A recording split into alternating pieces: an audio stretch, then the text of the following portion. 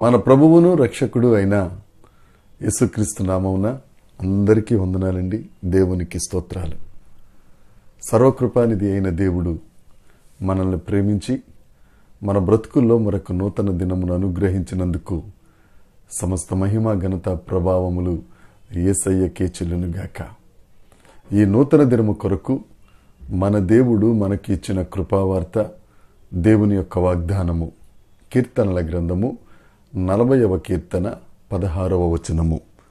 నిన్ను వెదకు వారందరూ నిన్ను గూర్చి ఉత్సహించి సంతోషించుదురుగాక.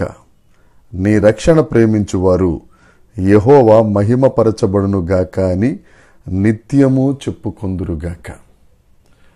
నీ రక్షణను ప్రేమించువారు దేవుడు మహిమపరచబడునుగాక అని నిత్యము చెప్పుకుంటారని లేఖనం చెప్తుంది. మనం నిత్యం చెప్పుకునే మాటలు చాలా ఉంటాయి.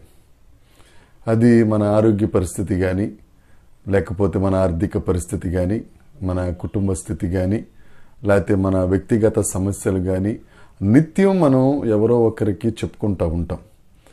ఏమంటామంటే, చెప్పుకుంటే కొంత బాధ తగ్గుతుంది, కొంత ఉపశమనం కలుగుతుంది అని చాలామంది చెప్తారు. దాన్ని బట్టి మనం ఇతరులకు షేర్ చేసుకుంటే కాస్తంత ఉపశమనం కలుగుతుంది, మనసు తేలిక పడుతుందని నిత్యం నిత్యం నిత్యం ఈ కష్టాలే, ఈ నష్టాలే, ఈ అనారోగ్యాలే, ఈ బాధలే, ఈ సమస్యలే నిత్యం మనం చెప్పుకుంటూ ఉంటాం.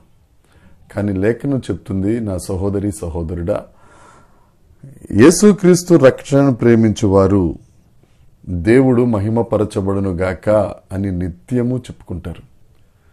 రక్షకుడైన యేసుక్రీస్తు దగ్గరికి నువ్వు వచ్చినట్లయితే, యేసుక్రీస్తు దేవుడని నీవు నోటితో ఒప్పుకొని హృదయమందు విశ్వసిస్తే, నీవు రక్షణ పొందిన తరువాత దేవుడు ముందు జీవితంలో నువ్వు నిత్యము చెప్పుకున్న మాటలన్నిటినీ తొలగించి, నీ అనారోగ్య పరిస్థితిని కానీ, నీ ఆర్థిక ఇబ్బందిని కానీ, నీ కష్ట నష్టములన్నిటినీ తొలగించి ఆ మాటలను తారుమారు చేసి, దేవుని నామము స్తుతించబడునుగాక, దేవుని నామము మహిమపరచబడునుగాక అని నిత్యము నీ నోట స్తుతిగీతమును ఉంచగలిగిన సమర్థుడు యేసుక్రీస్తు ప్రభు.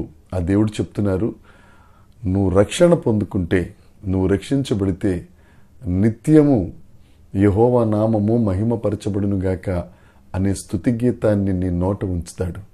కీడును మేలుగా మార్చగలిగినవాడు, నీ కన్నీటిని ఆనందముగా చేయగలిగినవాడు, నీ దుఃఖమును సమాప్తము చేయగలిగిన దేవుని నామం నిత్యము స్తుతించబడునుగాక అని మనం చాటుతూ ఉంటాం, మనం ప్రకటిస్తూ ఉంటాం, మనం మాట్లాడుతూ ఉంటాం. ఎంత ధన్యత!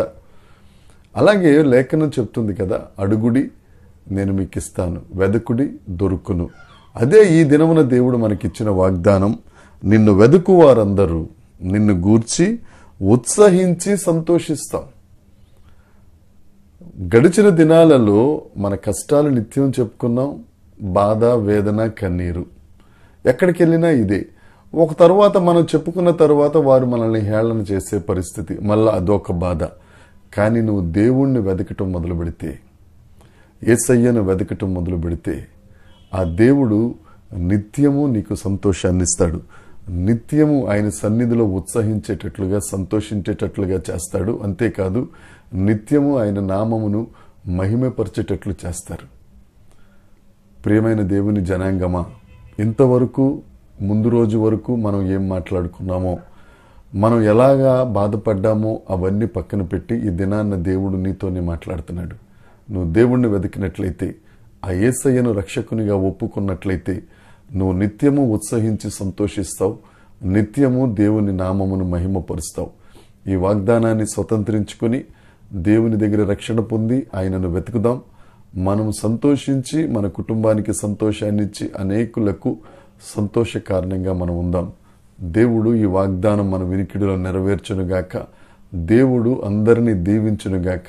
దేవుని కృప మనందరికీ తోడై ఉండునుగాక. Amen, amen, amen.